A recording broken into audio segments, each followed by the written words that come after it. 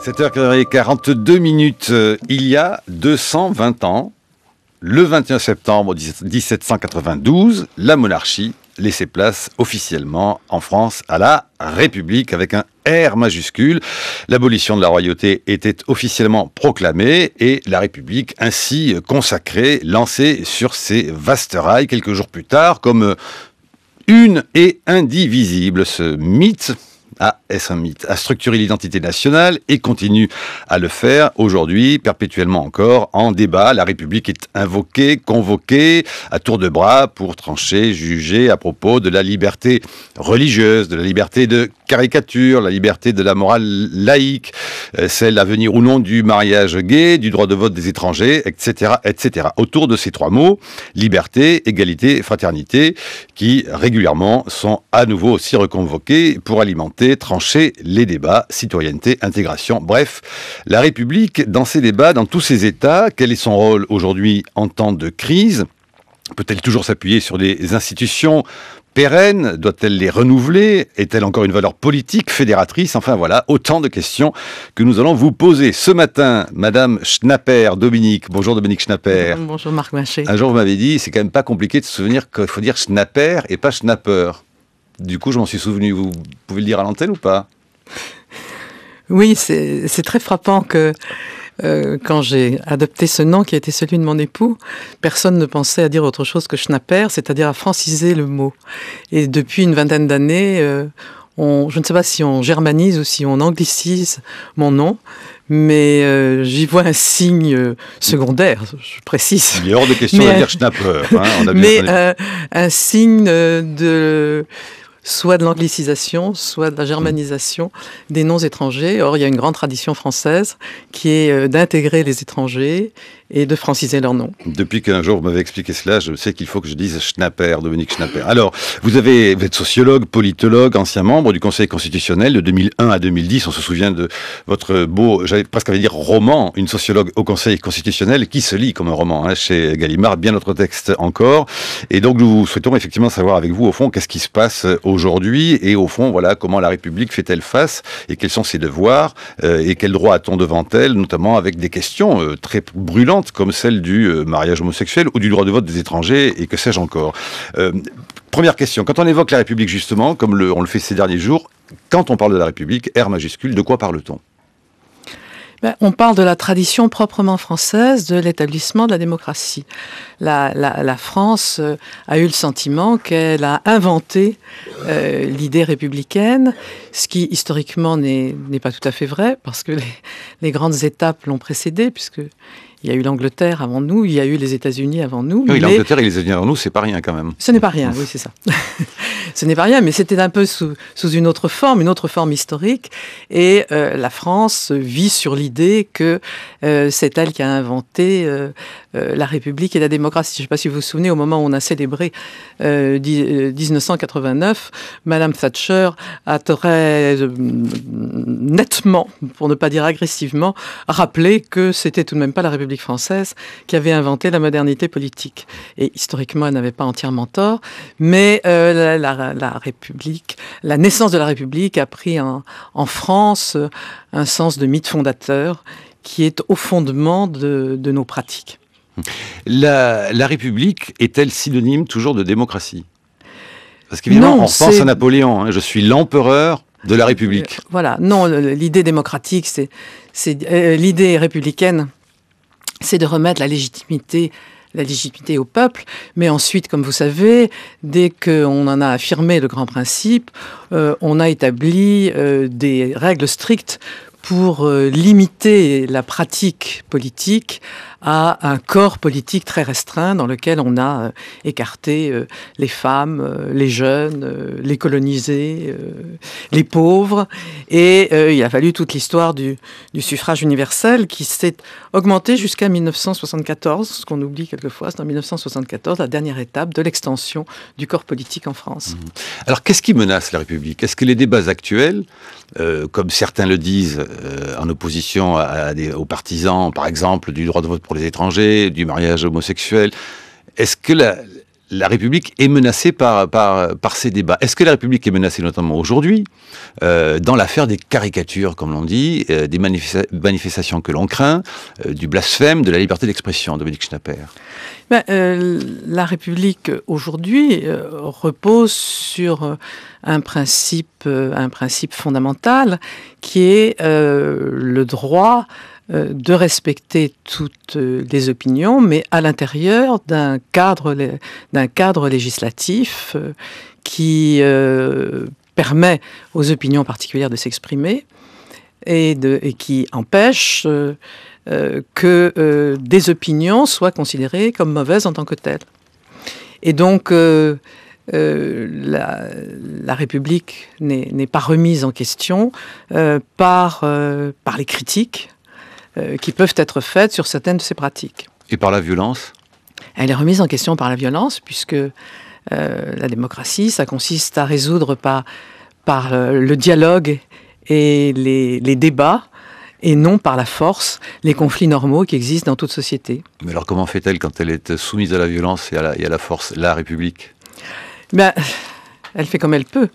Comme toujours les régimes politiques. Elle atteint la limite de la démocratie, c'est ça? Enfin, c'est le risque de la limite de la démocratie. Quand on résout par la force les conflits et les rivalités qui sont normaux dans toute société, et qui sont normaux en particulier dans une société libre, mais qui existent dans toutes les sociétés, quand on les résout par la force, on remet en question le principe sur lequel nous vivons, puisque ce principe, c'est que c'est à partir des débats et des majorités politiques que doivent se résoudre les problèmes de la vie commune.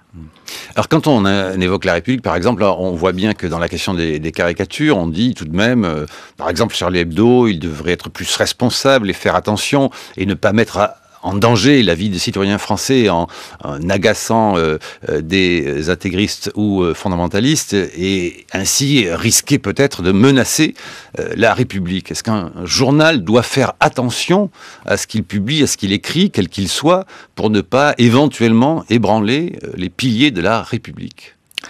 Un journal doit être, à l'intérieur de la législation qui organise la liberté de la presse, un journal doit être libre de toucher à tous les problèmes. On aime ou on n'aime pas ce qu'il peut publier, mais c'est de l'ordre de la discussion. Oui, Charlie Hebdo, par exemple, pour vous, c'est pas votre tasse de thé, mais c'est pas le problème. C'est pas le problème. Je lis peu Charlie Hebdo, c'est pas mon style. Mais comme a dit longtemps avant moi, je me battrai pour qu'ils aient le droit de dire des choses avec lesquelles je suis en désaccord, dans un style que je n'aime pas.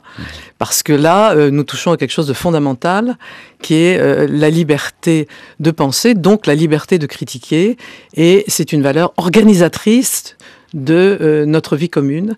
Et si on la remet en question, nous remettons en question la façon dont nous pouvons faire vivre ensemble des gens qui partagent des convictions très différentes. Il y a eu dans l'époque de la République, des moments de vacillement possibles à cause justement de la question de la précaution par rapport à la liberté d'expression? Bien sûr, ça n'est jamais. Enfin, les valeurs républicaines et l'application des valeurs républicaines ne sont jamais acquises une fois pour toutes. Elles sont toujours remises en question et elles doivent être l'objet d'une défense claire. Faute de quoi, elles risquent toujours de remettre en question la façon dont nous vivons ensemble. Nous vivons ensemble sur l'idée de la liberté de penser à l'intérieur de la législation et du respect de la façon dont les autres peuvent penser. Alors, faute de quoi, nous ne pouvons plus vivre ensemble de manière républicaine ou démocratique. Alors, qu'est-ce qui défend la République ? Le Parlement, les institutions, le Conseil constitutionnel, le Conseil d'État, qu'est-ce qui garantit la pérennité de la République ? Il y a toutes les institutions, et il faut respecter les institutions de la République, même quand on n'a pas spontanément, disons, le sens du respect des institutions. Je pense que le respect des institutions démocratiques est essentiel pour faire fonctionner une société. Il faut aussi que les valeurs républicaines soient intériorisées par les individus, parce que la République n'est pas donnée une fois pour toutes, elle est le produit d'une histoire, elle est le produit des relations entre les personnes, et il importe que le respect des opinions des autres ce sentiment soit suffisamment intériorisé pour qu'il organise réellement la vie sociale, en dehors même des institutions qui l'organisent sur le plan général. Alors, est-ce que les temps que l'on vit aujourd'hui, les débats par exemple du jour, est-ce qu'ils vous paraissent importants, voilà, ces questions de droit de vote des étrangers, de mariage homosexuel, est-ce qu'ils vous paraissent des débats essentiels à la vie et la bonne santé de la République? Ils me paraissent des débats qui, pour moi, en tant que sociologue, m'intéressent beaucoup parce qu'ils révèlent quelque chose sur l'aspiration sans fin et donc le danger qui est dans notre société, cette aspiration sans fin à toujours plus et ce refus d'admettre qu'il existe des limites et dans la vie personnelle et dans la vie collective. Donc ce sont des problèmes qui m'intéressent beaucoup comme sociologue. Il me semble que du point de vue politique et du point de vue général de la société, ce sont pas les problèmes les plus centraux auxquels nous avons à faire face. Et que la société politique française a une grande capacité de remplacer les problèmes concrets, réels, qui se posent par des problèmes, disons, idéologiques, dans lesquels nous nous trouvons mieux que dans ces problèmes douloureux que sont le chômage, la fermeture de notre société aux plus jeunes, aux enfants des immigrés, toutes sortes de problèmes qui sont des problèmes concrets et dans lesquels la scène française se sent moins à l'aise que dans les problèmes théoriques et abstraits. Ça veut dire que pour vous, donc, il y a des bons et des mauvais moments pour les débats de la République?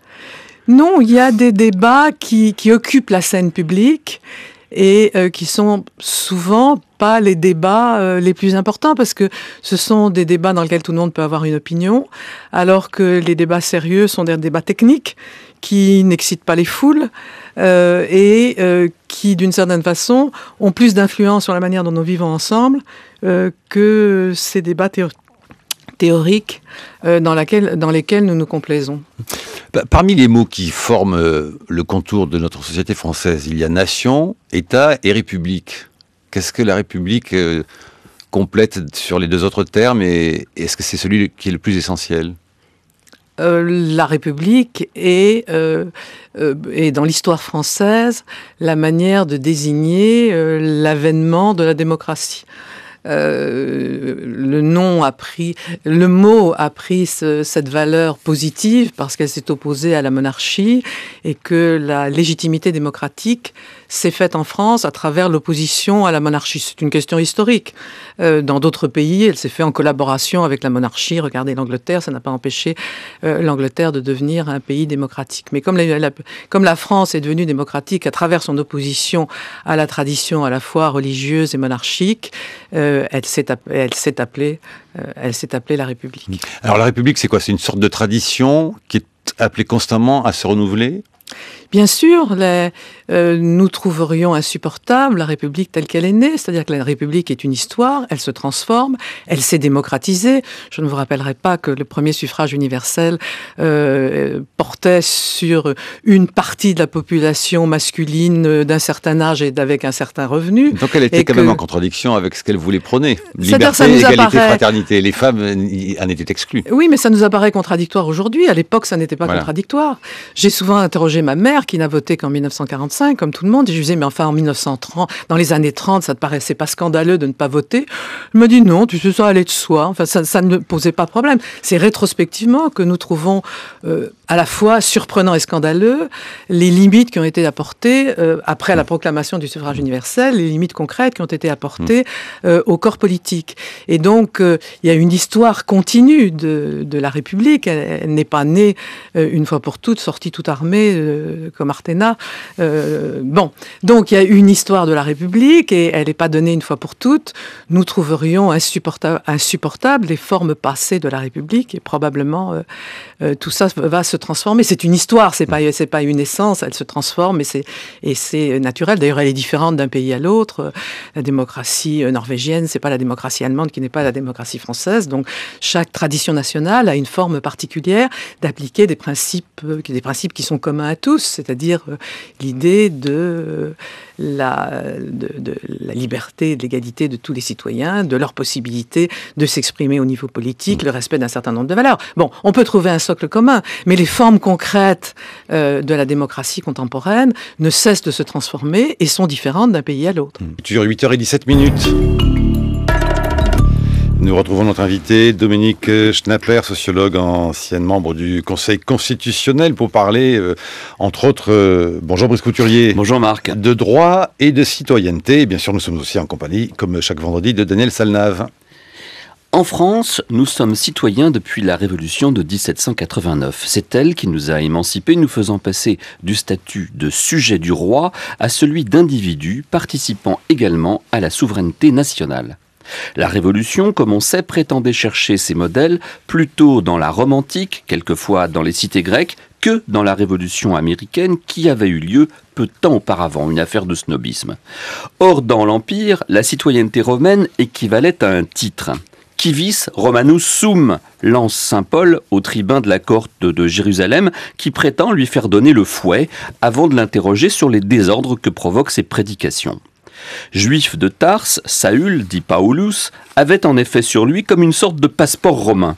En tant que citoyen, il est aussitôt libéré de ses fers et envoyé se faire décapiter beaucoup plus honorablement à Rome. On ne fouette pas un citoyen romain. Le titulaire de ce titre est une espèce d'aristocrate. Et c'est l'idéal que visait notre Révolution, faire de chacun d'entre nous des espèces d'aristocrates. Mais en échange, elle exigeait de l'individu d'une part qu'il s'émancipe de ses appartenances communautaires traditionnelles, et de l'autre, une allégeance politique égale à celle que les citoyens romains devaient à leur empire. Pour faire partie du peuple souverain, il fallait être prêt, en échange, au sacrifice de sa vie sur les champs de bataille, et la nation, comme on sait, se fit souvent dévoreuse d'hommes. Hier encore, le service militaire apparaissait comme la contrepartie du droit de vote, puis des avantages sociaux consentis par l'État-providence, et c'est sans doute pourquoi ce privilège fut longtemps exclusivement masculin. C'est dire que notre conception de la citoyenneté est particulière, elle est solidaire de la forme politique de l'État-nation. Depuis la Troisième République jusqu'à nos jours, la citoyenneté coïncide avec la nationalité. L'article 3 de notre Constitution stipule « Sont électeurs, dans des conditions déterminées par la loi, tous les nationaux français, majeurs, des deux sexes, jouissant de leurs droits civils et politiques. » Quant à la définition de ce qui est national, eh bien elle est renvoyée à la loi. Faut-il élargir le droit de vote? Dissocier l'électeur du membre de la communauté nationale, du peuple, au sens de notre Constitution quand elle affirme « La souveraineté nationale appartient au peuple ». Ceux qui en sont partisans font remarquer que le traité de Maastricht a entraîné l'ouverture du droit de vote dans tous les États membres de l'Union aux ressortissants des autres États membres. Ces citoyens européens votent ainsi chez nous aux élections européennes et municipales, mais ils ne peuvent pas se faire élire maire ni adjoint et ils ne participent pas non plus au collège des grands électeurs du Sénat. Faut-il élargir ce droit de vote aux étrangers non membres de l'Union européenne, présents sur le territoire national depuis plusieurs années et y payant leurs impôts? On se souvient que François Mitterrand se proposait de le faire à la veille de chaque élection, afin d'agiter devant le leader du Front National un chiffon rouge bien capable de le mettre en colère et d'attirer ainsi à lui nombre d'électeurs qui feraient ainsi défaut à la droite républicaine. Les élections passées, le président avait soin d'oublier sa promesse. L'idée était impopulaire alors, comme elle le demeure aujourd'hui, puisque 63% des Français sont contre, d'après le dernier sondage IFOP. Mais voici qu'après la victoire historique de la gauche au Sénat en 2011, il a été votée une proposition de loi instituant cet élargissement du droit de vote. Le gouvernement va-t-il l'inscrire à l'ordre du jour de l'Assemblée ? Est-ce politiquement habile? Manuel Valls semble en douter, 75 députés pensent le contraire. Le risque existe en effet de voir se multiplier les votes ethniques et communautaires, comme on l'observe déjà en Belgique et aux Pays-Bas. Est-ce compatible avec notre vieille culture républicaine qui voulait que le citoyen s'arrache à ses particularismes? Ou cette idée de la citoyenneté abstraite et désincarnée est-elle aujourd'hui dépassée? Merci Brice Couturier, votre chronique à réécouter sur franceculture.fr. Voilà, le débat est lancé. Dominique Schnapper. Oui, comme toujours, c'est Brice touche au point central, c'est-à-dire que toutes les limites à la citoyenneté paraissent aujourd'hui, d'une certaine façon, illégitimes, que ce soit les limites de l'âge. Comme vous savez, on discute beaucoup de savoir s'il n'est pas contraire à l'idée même de citoyenneté qu'on ne vote qu'à partir de 18 ans, les limites de la nationalité, vous venez d'en parler très bien, et puis même les limites de l'humanité, puisque certains penseurs pensent qu'il faudrait donner une expression politique aux animaux, aux plantes et aux minéraux. Alors cette dernière formule... Une expression politique aux animaux, vous dites. Oui. Eh bien, qu'ils soient représentés dans les institutions représentatives, puisqu'ils subissent les... Alors, les Français sont surpris, et je vois votre surprise. Je peux difficilement la cacher. Voilà, je me souviens que quand j'ai lu cette littérature, certains de mes plus proches me regardaient avec le même ahurissement que vous. Or, c'est inscrit, si je puis dire, dans la dynamique démocratique qui fait qu'il n'y a pas de limite qui soit légitime en tant que telle, et que la limite même de l'humanité apparaît à certains, M. Peter Singer, la limite de l'humanité apparaît en tant que telle illégitime, puisque aussi bien les animaux... Comme il y a le sexisme, il y a le spécisme, c'est-à-dire le fait que les hommes se croient le centre de la création et que par conséquent ils s'arrogent tous les droits au détriment des autres espèces. Et avec l'idée que les décisions politiques sont prises également à l'égard des animaux, des plantes et des choses, et que par conséquent les animaux, les plantes et les choses doivent être représentés d'une certaine façon dans le monde politique. Donc par qui donc? Enfin, il y aurait quoi, le parti des géraniums? On n'entre pas dans le détail, nous sommes dans le plan de la théorie. Mais je vous assure qu'il y a tout un courant de pensée de langue anglaise entre l'Australie et les États-Unis, sur lequel il y a une vingtaine d'années, Luc Ferry avait d'ailleurs écrit un livre extrêmement intéressant qui montre et qui est révélateur du caractère dynamique et du caractère sans limite de l'aspiration à la représentation et à la citoyenneté. Et donc, à côté de ça, donner le droit de vote aux étrangers paraît vraiment raisonnable et demande discussion. Alors, ce qui est donc les limites de l'âge paraissent illégitimes désormais, les limites de l'humanité et les limites de la nationalité, c'est-à-dire le fait que les droits politiques soient liés à la nationalité. Alors, je pense ça touche à quelque chose de très profond, qui est la dynamique démocratique, qui ne comporte pas de limite en tant que telle, et pour laquelle toute espèce de limite paraît rapidement illégitime. La limite de l'âge aussi est très discutée. Et il y a eu tout au long du XIXe siècle des débats pour savoir si les enfants devaient être représentés par leur père, mais si le père de famille ne devait pas avoir un vote multiple pour représenter dignement ses enfants. Donc les limites de ce que nous appelons le suffrage universel sont toujours objet de discussion, et elles ne vont pas de soi, puisqu'elles reposent tout de même sur une conception du citoyen comme adulte capable de prendre, enfin d'avoir des jugements et de prendre des décisions. Et donc les limites de la citoyenneté ont été toujours objet de discussion. Elles le sont aujourd'hui autour de l'idée de nationalité. Brice l'a rappelé. On donne un droit de vote à certaines élections aux Européens. On ne le donne pas aux descendants des migrants étrangers qui n'ont pas pris la nationalité française. Y compris à ceux dont les parents ont combattu dans notre propre armée au cours des deux guerres mondiales. Et ça, c'est quand même un problème. C'est l'héritage de la colonisation et d'un régime dont le principe était contraire à l'idée démocratique. La colonie était fondée sur l'idée de deux sortes de citoyens. Et deux sortes de citoyens, c'est en profondeur contraire à l'idée démocratique. Et c'est l'héritage de ce passé qui donne ce problème, qui soulève ce problème. Et donc la contradiction entre la construction européenne d'un côté, qui donne certains droits politiques locaux certes, mais enfin certains droits politiques aux Européens et qui n'en donne pas aux descendants des immigrés dont les ancêtres ont été des colonisés français. On en comprend la logique, mais c'est vrai qu'elle provoque l'étonnement, disons, et l'indignation éventuelle. Mais alors, Dominique Schnapper, imaginons un instant que vous soyez encore au Conseil constitutionnel. Je m'adresse à la sage du Conseil constitutionnel que vous êtes. Sur la question du droit de vote des étrangers, par exemple, comment se situe et comment aborde-t-on le débat sur la stricte question du droit? Puisqu'on va bien voir et on commence à constater qu'il dépasse très largement d'ailleurs le clivage gauche-droite. Il clive gauche-gauche et droite-droite. Certains disent, oui, ça sera un progrès que de donner le droit de vote aux citoyens pour les élections locales, et d'autres disent, non, on va fonder deux types de citoyenneté, une petite, la locale, et la grande, la nationale. Et dans ces cas-là, il faut militer pour donner le droit de vote tout court, puisque citoyen français, vous le rappelez, Brice, c'est appartenir à la nation, tout court, à toutes les élections, aux étrangers. Alors, oui, je vous rappelle que le Conseil constitutionnel ne juge pas en opportunité, mais uniquement en droit. C'est pour ça. Et en fonction des textes...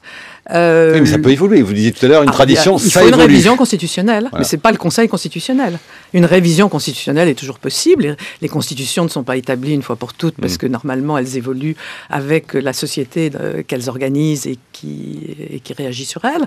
Mais dans l'état actuel des textes, on ne peut pas donner le droit de vote aux étrangers, même installés depuis longtemps, dans la mesure où le Sénat est élu par des représentants des élections locales et par conséquent participe à la souveraineté nationale.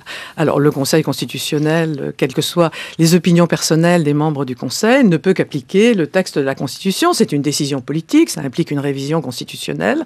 On peut l'envisager. En fait, c'est de l'ordre du politique. C'est pas de l'ordre du Conseil constitutionnel. Il y a comme un aspect politique, et ça, c'est plus la sage du Conseil constitutionnel auquel je m'adresse. J'ai cessé d'être sage, comme vous savez. Alors justement, profitons-en, puisque vous avez cessé d'être sage. Il y a un aspect politique qui est là derrière quand même. Il faut voir que le Sénat a été à droite pendant pratiquement toute l'histoire de la Ve République jusqu'à il y a 2 ans. Oui. Or, si les étrangers avaient le droit de voter, disent certains élus de droite, ça veut dire que le Sénat passerait à gauche pour toujours, puisque les étrangers, comme on sait, votent très très majoritairement pour la gauche. Si on élargissait le corps électoral ainsi aux étrangers présents en France, est-ce que vous pensez qu'effectivement ça voudrait dire que le Sénat, bizarrement, contre toutes ces traditions des élus du Seigle et de la Châtaigne, basculerait à gauche pour toujours? Dominique Schnapper. Écoutez, je ne sais pas si le vote à gauche des nouveaux naturalisés est systématique. Je crois que ça dépend beaucoup des populations. Aux États-Unis, on voit plutôt que les groupes ethniques les plus récents, disons dans l'histoire américaine, sont plus à gauche. Mais c'est le risque du suffrage universel et je crois qu'il faut l'assumer.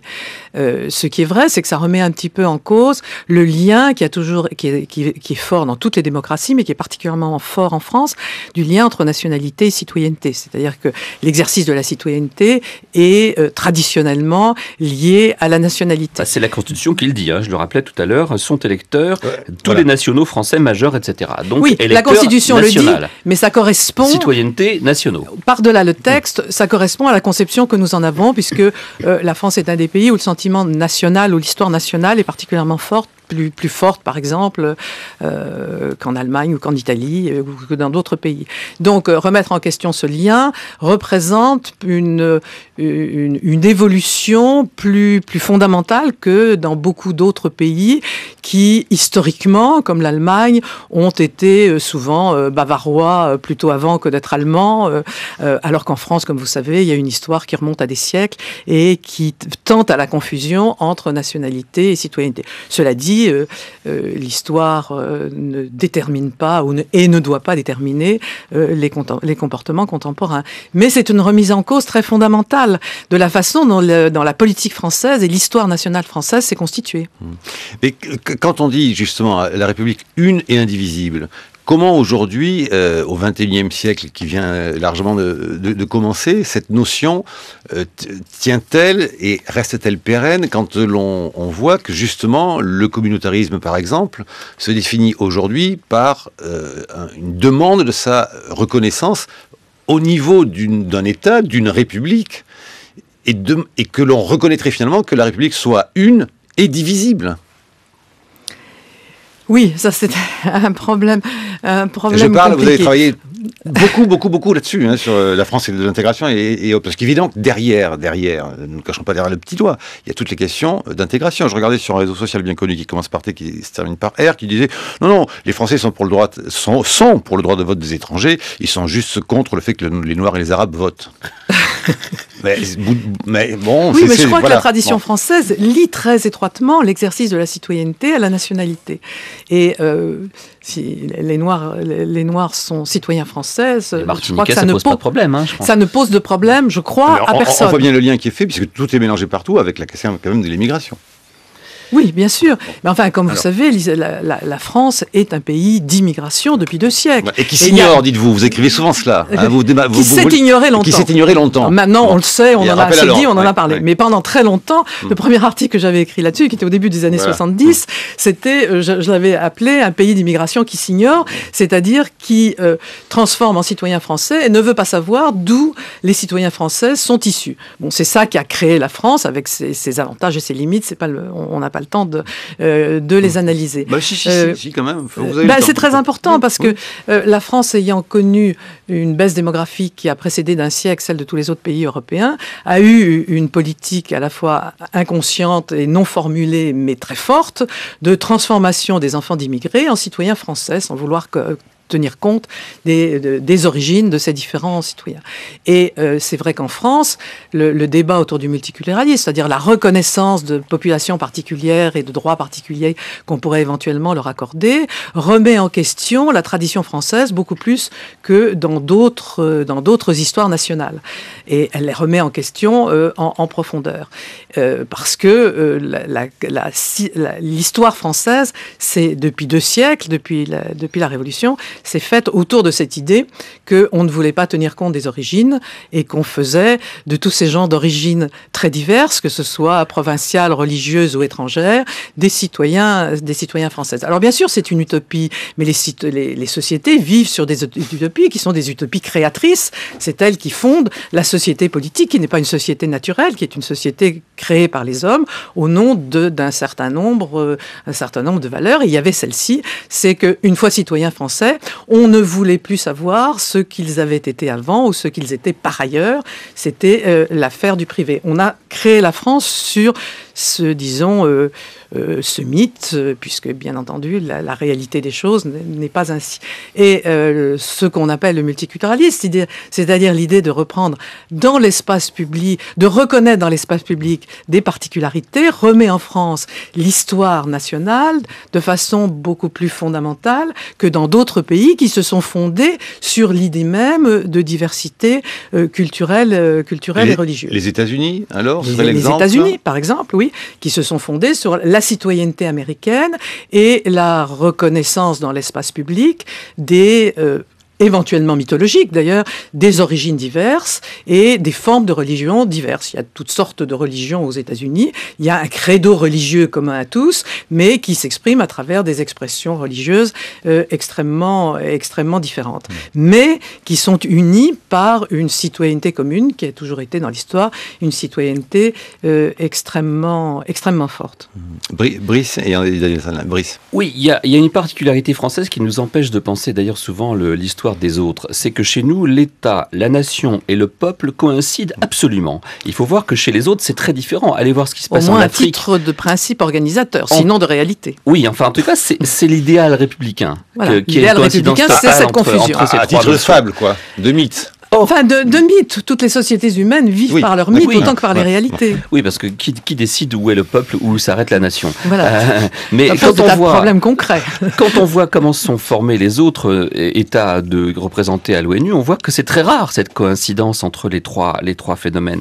Mais je voudrais élargir la question à l'affaire européenne. On a bien vu que dans le cadre du droit de vote donné aux ressortissants d'un autre pays de l'Union européenne, il y a 2 choses. Il y a d'une part réciprocité. réciprocité. Quand vous vivez dans un autre pays de l'Union européenne, vous avez, vous aussi, citoyen français, le droit de voter aux élections locales, donc ce droit est réciproque. Et il y a l'idée que on pourrait essayer de déboucher, au-delà de la nationalité française, sur une citoyenneté européenne. D'ailleurs, nous avons maintenant un passeport sur lequel il y a marqué Union européenne. Donc, on voit bien que l'idée de l'élargissement du droit de vote aux citoyens de l'Union européenne comporte ces deux aspects. D'une part, il y a une citoyenneté européenne, et pourquoi pas demain, un peuple européen. Et d'autre part, il y a réciprocité. Si on donne le droit de vote aux étrangers non membres de l'Union européenne, il n'y aura ni réciprocité, à moins qu'on puisse discuter au plan diplomatique d'obtenir pour nos ressortissants vivants dans ces différents pays le même droit que leurs ressortissants auront chez nous. Et d'autre part, on ne voit pas très bien la notion d'un peuple mondial, donc, ou d'une citoyenneté mondiale. Mais pourquoi pas un jour donc est-ce qu'il n'y a pas une grande... Pour les gens qui s'appuient sur le fait qu'on ait donné le droit de vote aux ressortissants d'autres pays de l'Union européenne, je pense que là, il y a un problème théorique. Oui, je pense que... Dominique Schnapper. Vous avez raison sur le plan intellectuel, bien sûr, mais concrètement, vous avez c'est vécu autrement, puisque ce sont des populations qui ont été éventuellement longtemps en contact avec la France, éventuellement dans le monde de la colonisation, qui sont là depuis longtemps. Et, pas systématiquement, les Chinois, par exemple, on les a jamais colonisés. Est-ce qu'il faut leur donner le droit de vote aussi ? Qui vivent chez nous, j'entends. Oui, bien sûr. Mais je veux dire, il y a toute une série de cas différents dans les relations avec les différents pays. Et ce qui est entièrement vrai sur le plan du raisonnement intellectuel tel que vous le présentez, peut, dans les pratiques concrètes de la vie sociale, présenter des problèmes en donnant le sentiment de l'inégalité entre les origines diverses des ressortissants Ce que font les Anglais, France. Qui donnent le droit de vote aux membres du Commonwealth, mais pas aux autres. Oui, et un droit de vote particulier. Ils font des tas de distinctions, comme vous savez, à l'intérieur des anciens pays du Commonwealth et des étrangers. Ouais. Ils ont toute une série de catégories. Mais comme vous savez, la Grande-Bretagne n'est pas un pays unitaire au sens de la France. Et par conséquent, il est plus facile pour eux... D'abord, c'est pas une république, hein, je vous rappelle. C'est pas une république. Et puis l'Écosse si je puis dire, ça c'est presque un détail. Oui, c'est presque un détail. Mais il y a surtout cette idée de citoyenneté différente qui est contraire à la tradition française dans laquelle il y a la citoyenneté comme un absolu.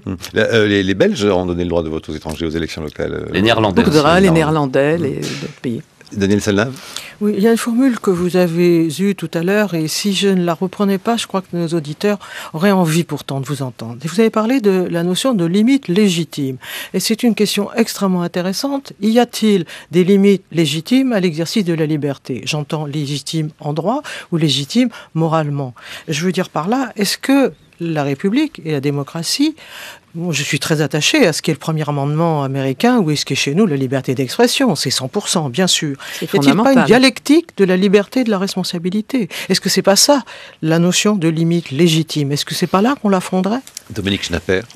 C'est un grand problème philosophique, comme vous savez. Prenons-le au sens politique le plus simple. C'est la liberté à l'intérieur de la législation, telle qu'elle est. C'est-à-dire que c'est la liberté à l'intérieur de la loi. Ça ne veut pas dire fais n'importe quoi ou fais ce que tu veux. C'est exerce entièrement ta liberté à l'intérieur du cadre législatif qui organise cette liberté. Et comme vous savez, les limites qui sont apportées par le cadre législatif sont différentes. Par exemple, aux États-Unis et en France, nous avons en France plus de lois organisant cette liberté, et certains peuvent dire limitant cette liberté, que par exemple aux États-Unis. Oui, ça veut dire qu'on n'a pas exercé la moindre contrainte s'agissant d'une notion comme celle de blasphème que j'ai tout à l'heure soulevée. Absolument. Mais en revanche, on peut imaginer une responsabilité lorsqu'il s'agit de formulations qui n'appartiennent pas à l'ordre du blasphème, mais qui appartiendraient à l'ordre de l'incitation à la haine raciale ou de la désignation négative d'une communauté. Mais la liberté n'implique pas la non-responsabilité.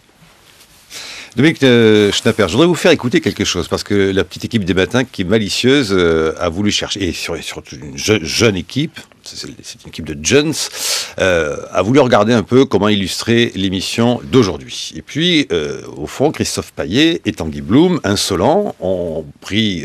le YouTube que vous connaissez sans doute très bien, je ne sais pas, YouTube. Et sur YouTube, non, je vois votre tête, voilà, à moi de décrire la vôtre. Et sur YouTube, ils ont tapé République. Voilà, pour voir. Et la première occurrence qui apparaît à République, c'est un clip vidéo, une chanson de Kerry James, Lettre à la République. Je vous propose d'en écouter un extrait et peut-être de commenter. Lettre à la République, à tous ces racistes, à la tolérance hypocrite. qui ont bâti leur nation sur le sang, maintenant s'érigent en donneurs de leçons.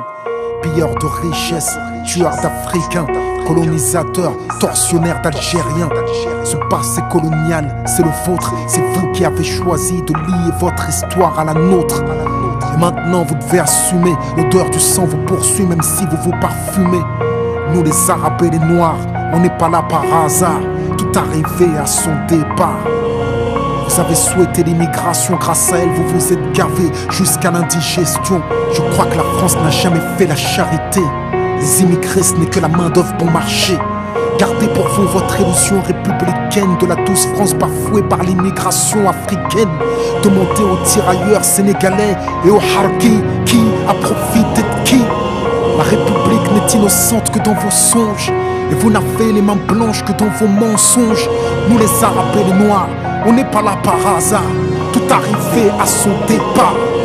Mais pensez-vous qu'avec le temps, les négros mutrés finiraient par devenir blancs? Mais la nature humaine a balayé vos projets. On ne s'intègre pas dans le rejet. On ne s'intègre pas dans les ghettos français. Parqués entre immigrés, faut être censé. Comment pointer du doigt le repli communautaire que vous avez initié depuis les bidonvilles de Nanterre? Pyromane et pompiers, votre mémoire est sélective. Voilà, lettre à la République, Dominique Dussapère, de Kerry James. Et je rappelle que vous, Dominique Dussapère, vous êtes l'auteur de Qu'est-ce que l'intégration, qu'on peut lire chez Folio Actuel, et vous êtes l'auteur également de La France de l'intégration chez Gallimard. Oui, bien sûr, il est facile de pointer les limites de la République, les péchés de la République, les manquements de la République à ses propres valeurs.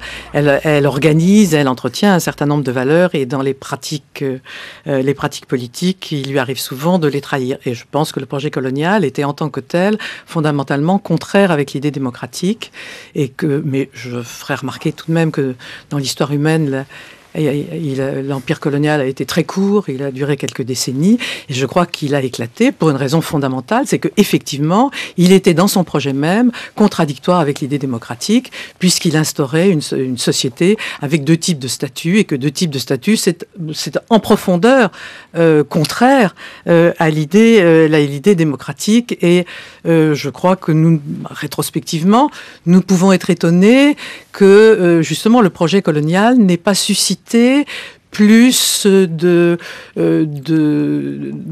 d'opposition intellectuelle et de fait de souligner la contradiction entre les principes démocratiques et le projet colonial. Mais on a écarté les femmes du suffrage universel, et on a retrouvé ça aussi naturel pendant un siècle et demi. Donc il ne faut pas rétrospectivement porter nos propres valeurs sur ce qui a été le passé. Cela dit, on peut tout à fait, et il faut dénoncer, il fait même partie de l'idée démocratique que de dénoncer les manquements aux idées démocratiques, et on ne peut et que la rancœur peut être légitime. On sent quelque chose de la rancœur, de la colère. Cette chanson, elle exprime après tout quelque chose de très répandu dans ce qu'on appelle les Français issus de l'immigration, qui aimeraient peut-être plus croire aux institutions, comme vous réclamiez tout à l'heure qu'il faut croire dans nos institutions. Non, ils peuvent légitimement, et nous ne pouvons que les appuyer, demander aux institutions républicaines d'être fidèles à leurs propres valeurs, c'est-à-dire à les traiter aux valeurs républicaines communes, c'est-à-dire de les traiter. Mais je voudrais dire qu'il faut compléter cette critique par deux considérations. Il faut critiquer la critique et comparer notre régime aux autres régimes politiques. Le contexte. Le contexte, si vous voulez, non, c'est-à-dire on ne peut pas isoler les péchés démocratiques contre elles-mêmes sans tenir compte des péchés essentiels qu'il y a dans d'autres régimes. C'est-à-dire qu'il faut rappeler à la démocratie ses propres valeurs pour qu'elle les respecte le moins mal possible. Et ce qui me paraît très important, c'est que la démocratie a comme seule vertu de pouvoir être critique d'elle-même, de pouvoir donner à ceux qui ont chanté tout à l'heure le moyen de dénoncer les manquements de la démocratie. Et je ne connais pas d'autres régimes qui admettent la dénonciation de ces manquements. Ce n'est pas pour refuser de reconnaître les manquements, c'est pour montrer que ces manquements existent, mais que la démocratie sécrète aussi la critique de ces manquements, et donc on peut penser que sans arriver à être complètement conforme à ses propres valeurs, elle donne les moyens de s'en approcher par le droit critique qu'elle reconnaît à tous. Et on retrouve du coup votre défense acharnée de la question de la liberté d'expression qui démarrait cette émission. C'est-à-dire on est dans le cas typique où parce que justement la démocratie... Kerry James a le droit exactement de dire ce qu'il a envie de dire sans que pour autant on aille vouloir le pendre. Parce que justement la démocratie n'est jamais complètement fidèle à ses propres valeurs. Brice. Oui, je voudrais revenir à l'idée de citoyenneté républicaine de la Révolution française. Il s'agissait, disait l'abbé Sieyès et quelques autres, de s'arracher à nos particularismes nationaux. Il faut savoir qu'à l'époque, les Bretons, les Basques, les Occitans ne parlaient pas français. D'ailleurs, certains ne l'étaient pas encore. Et cette chanson, enfin ce rap, c'est pas vraiment une chanson parce qu'ils chantent pas, précisément me semble contredire complètement cette idée de citoyenneté en tant qu'arrachage à ces particularismes. Le fait de brandir en permanence le fait qu'on est noir et arabe et qu'on est descendant de gens qui ont été colonisés il y a 60 ou 70 ans, ça gêne considérablement évidemment le processus d'intégration, et de ce point de vue-là, je ne vois pas quel est vraiment l'intérêt de ce ressentiment mis en avant en permanence. Après tout, les Vendéens pourraient aussi passer leur temps à dire qu'ils détestent la France parce qu'ils ont été massacrés par les Français, et on peut remonter comme ça aussi loin qu'on veut dans les origines, parce que nos ancêtres sacrés ont été persécutés un jour ou l'autre par la République. Les protestants, n'en parlons pas, et les Bretons, enfin, etc. Donc on ne peut pas bâtir une nation sur le ressentiment érigé en permanence en tant qu'identité meurtrie. Mais on a le droit de le dire, ce sentiment-là. Il est bon qu'ils le disent, d'abord parce qu'ils font allusion à des faits qui ont été vrais, mais je pense qu'il faut sans doute une génération pour qu'ils arrivent... elle est passée il y a 50 ans. Qu'ils arrivent à dépasser. Oui, mais ils ont trop de chômage, ils ne sont pas assez intégrés dans la société actuelle, et par conséquent, il aurait pour eux plus difficile de dépasser ce qui a été l'expérience, non pas leur expérience à eux, mais l'expérience de leurs parents et de leurs grands-parents. Et donc ce dépassement nécessaire des plaies du passé et peut-être demande certainement un certain temps. Elle demande aussi qu'ils puissent être intégrés et participer sur un plan d'égalité à la société actuelle. Et comme vous savez, il y a un certain nombre de mécanismes de la société actuelle qui aboutit à ce qu'ils sont relativement marginalisés dans la vie sociale. Et étant marginalisés, il faut bien qu'ils trouvent une justification à leur situation de marginaux.